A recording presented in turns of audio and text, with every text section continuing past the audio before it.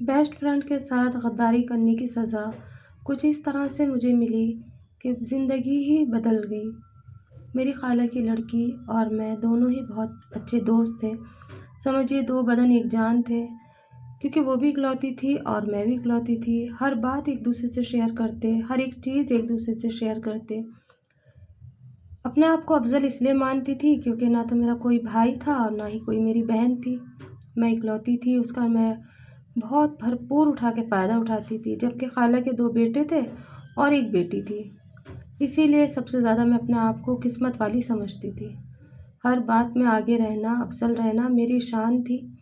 میں کبھی بھی نمبر 2 پہ نہیں جانا چاہتی تھی، ہمیشہ نمبر 1 پہ رہتی تھی۔ کالج سے لے کے شادی تک کا سفر ہمارا کچھ اس طرح سے طے ہوا۔ بچپن میں ساتھ میں اسکول میں پلے، وہاں پہ بھی میں اپنے آپ کو نمبر 1 پہ ہی رکھتی تھی، پڑھائی میں افضل تھی تو اس لیے سب کی توجہ مجھ پر رہتی تھی۔ ذرا سا بخار آ جاتا تھا تو پاپا ہل جایا کرتے تھے اور امی بے چین ہو جاتی تھی۔ پورا خاندان جمع ہو جاتا اور میرے لالو پچو کرنے لگتے اور میں بڑی خوش ہوتی۔ اس طرح سے میرا بچپن گزرا تھا۔ دیکھتے ہی دیکھتے ہم بڑے ہو گئے، اسکول سے کالج میں پہنچ گئے۔ وہاں پہ بھی ہر کوئی مجھے جب دیکھتا تو دیکھتا ہی رہ جاتا۔ خوبصورتی میرے اندر بھی جتنی تھی اس سے دگنی اس کے اندر تھی، اور میں یہ چاہتی تھی کہ ہر جگہ میں ہی اول رہوں۔ کہیں بھی میں اپنے آپ کو نیچا نہیں چاہتی تھی کہ کوئی مجھے نیچا دیکھے، اور اس طرح سے ہماری زندگی کا سفر شروع ہو گیا۔ دوستی وہ بہت اچھے سے کرتی تھی، پر میں پتہ نہیں کیوں میرے دل کے اندر ایک انا تھی کہ میں کہیں بھی اپنے آپ کو نیچا نہیں کرنا چاہتی تھی۔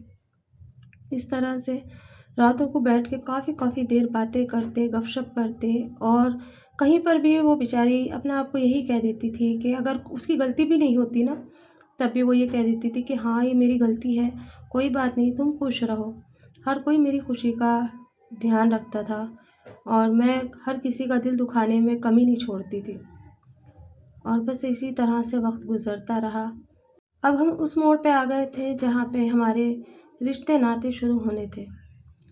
ہم ایک شادی میں گئے، دونوں ہی ساتھ تھے، اکٹھے تھے، دونوں ہی بہنیں ساتھ میں تھی اور دونوں خالہ بھی ساتھ میں تھی تو میری امی بھی، وہ 2 بہنیں، ہم 2 بہنیں، ہم نے بہت مستی کی۔ شادی ہماری عزیزوں میں ہی تھی تو اس لیے بھرپور ہم نے مستی کری، انجوائے کرا، اور ایسے ٹائم پہ نا اکثر رشتے ناتے ایسی جگہ پہ چلتے ہیں کہ کوئی نہ کوئی نظروں میں رکھ ہی لیتا ہے۔ وہاں پر ایک بہت امیر گھر کا لڑکا آیا تھا جس کی شخصیت دیکھنے قابل تھی، بہت ہی خوبصورت تھا، اور دیکھتے ہی دل کرتا تھا کہ بس اسی سے ہو جائے تو بہتر ہے۔ کہیں نہ کہیں وہ مجھے بھی دیکھ رہا تھا، لیکن ساتھ ہی ساتھ میں میری خلیری بہن پہ وہ دھیان زیادہ دے رہا تھا۔ وہ چپ چپ ایک طرف کھڑی تھی اور میں چھم چھم کرتی چاروں طرف بھاگی پھر رہی تھی۔ میری اٹکھیلیاں، میری ہنسی مذاق کے چرچے چاروں طرف چل رہے تھے، جبکہ اسی بیچ میں خالہ کی لڑکی سہمی سہمی چپ کھڑی تھی۔ ہر جگہ وہ چپ ہی رہتی تھی، اور وہاں جہاں پہ بھی میں جاتی تھی میں اپنی ایک امیج بناتی تھی، اپنی ایک ایسی دھاک بناتی تھی جو سامنے والا مجھے دیکھنے پہ مجبور ہو جائے۔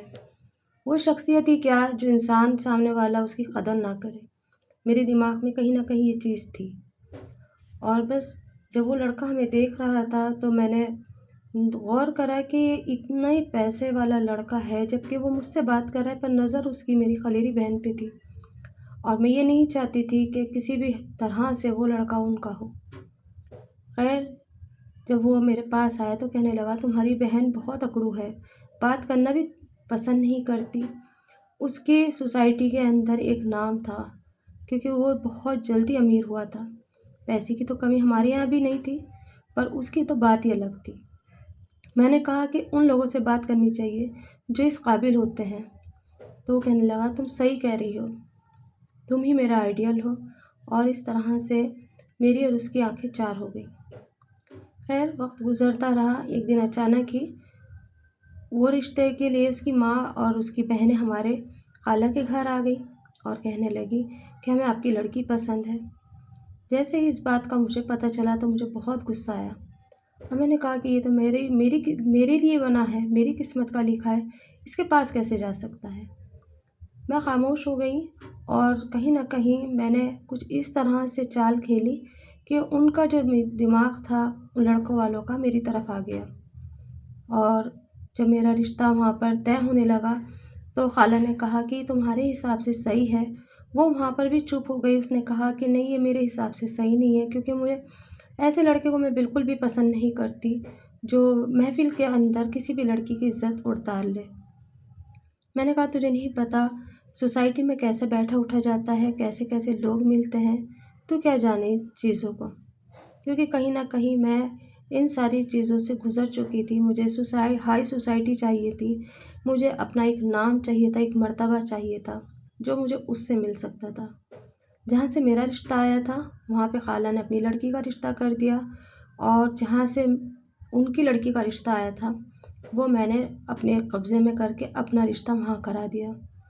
میری خالہ بہت صبر والی تھی، کبھی کسی کے دل نہیں دکھاتی تھی، اور میں نے تو ان کی بیٹی کا حق مارا تھا۔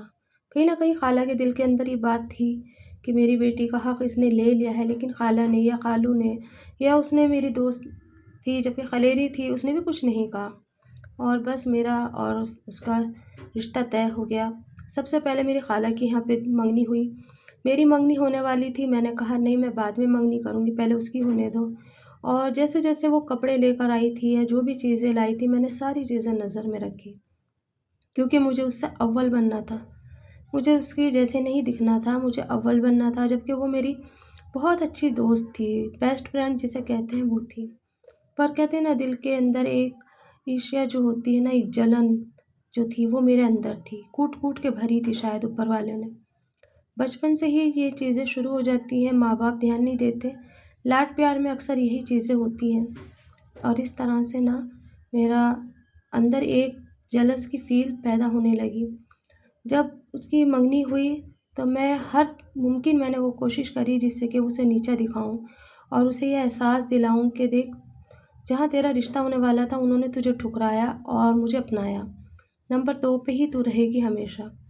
اور اس طرح سے نا ہماری انبن چلتی رہتی تھی وہ، لیکن وہ کبھی مجھے پلٹ کے جواب نہیں دیتی تھی، پتہ نہیں کیوں اوپر والے نے اسے اتنا صبر دیا تھا، شاید وہ خالہ کی طرح تھی۔ امی بار بار مجھے نصیحت کرتی تھی کہ تم بھی اس طرح سے رہا کرو، کسی کا دل نہیں دکھایا کرتے، تم اکلوتی ہو، کسی کی ہائے بددعا ہے نا بہت بری ہوتی ہے، میں دنیا کی نظروں سے تمہیں چھپا کے رکھتی ہوں اسی وجہ سے کہ پتہ نہیں کب کس کی نظر لگ جائے۔ اور اس طرح سے نا وقت گزرتا گیا، اس کی منگنی ہو گئی، پھر اس کے بعد بھی میری منگنی ہوئی۔ میں نے اپنی منگنی اس کے منگنی کے 1 ہفتے کے بعد رکھی۔ میں نے اس طرح سے شاپنگ کری کہ لوگوں کی نظریں مجھ پہ جم کے رہ گئی۔ میں نے اس پارلر سے اپنے آپ کو سجایا سنوارا، وہاں سے جا کے اپنے آپ کو صحیح کرایا جہاں پر نمبر 1 کے لوگ آیا کرتے تھے۔ میں نے وہاں سے شاپنگ کری جہاں سے نمبر 1 کے لہنگے، چنی، ہر چیز ملا کرتی تھی۔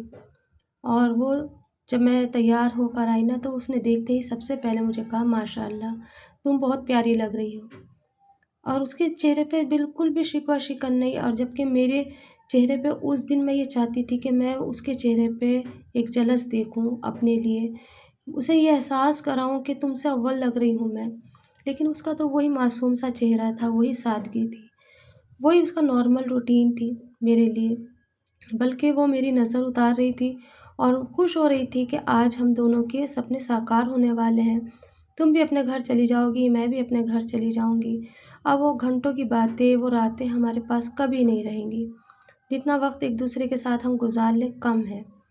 اور بس اس طرح سے ہماری زندگی کی شروعات، ایک نئی شروعات ہوئی۔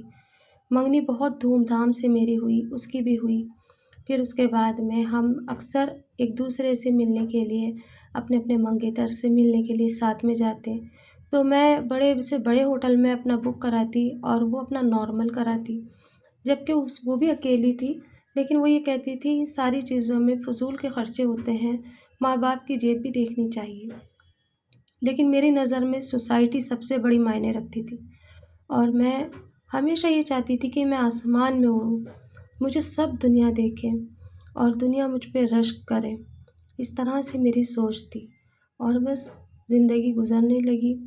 دیکھتے ہی دیکھتے منگنی کو 1 سال ہو گیا، اور لڑکے والوں کی طرف سے اب شروعات ہوگی کہ شادی کی تاریخیں رکھو۔ شادی کی تاریخوں کا جیسے ہی میں نے سنا میری خوشی کا ٹھکانہ نہیں رہا۔ میں نے اس سے کہا میری تو شادی ہو رہی ہے، اس نے کہا میری شادی پہلے تاریخ رکھ دی گئی ہے، میری شادی کے بعد تمہاری تاریخ رکھی گئی ہے۔